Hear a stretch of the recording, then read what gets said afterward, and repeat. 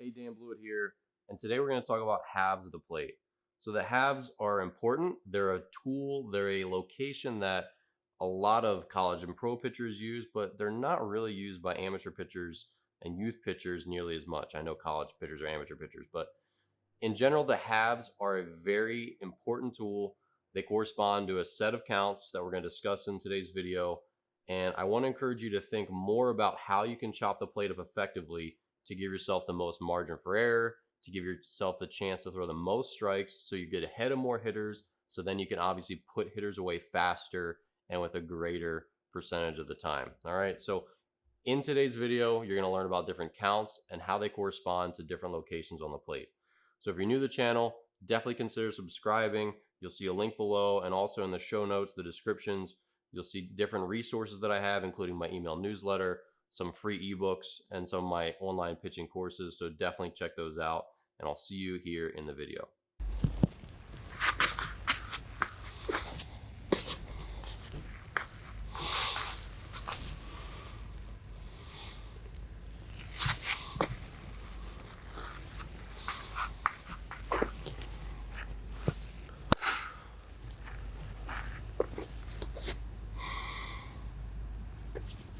Okay, so let's talk about halves of the plate. So halves are really, really important. They're one of those spots on the plate that we don't think about too much. And I know with young pitchers, they pretty much just go middle or they go to the corners. And the reason that's not the best thing to do is because when you go to the corners, especially early, you're giving yourself too little margin for error where a lot of your grouping is going to miss off the plate, even if it's pretty accurate.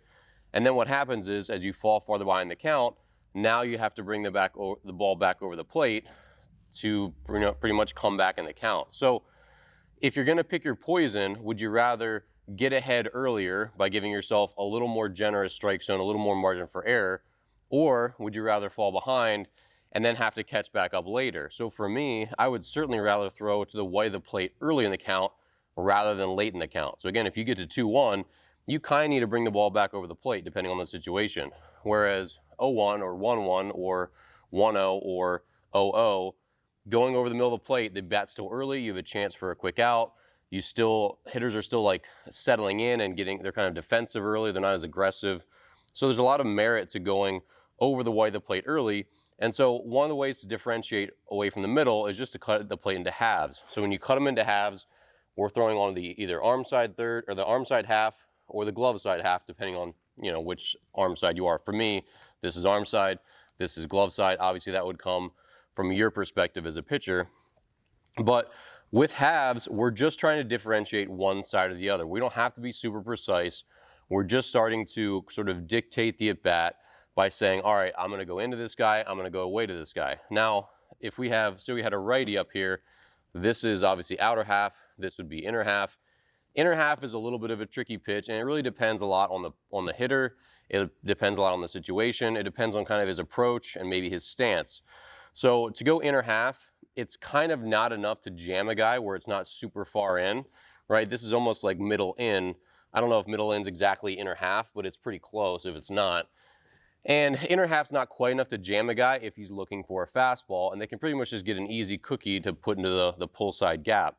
So for the two halves, the outer half is typically the better one.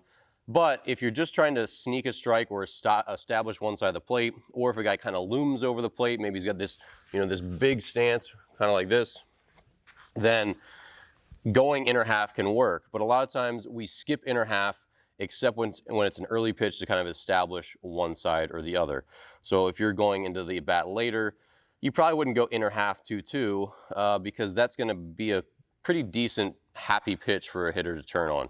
So typically when we go in, we're going to go to thirds, or we're going to go to the corners, or we're going to be somewhere right in here or underneath the fists to try to get a guy to swing and to try to get our little jam shot dribbler.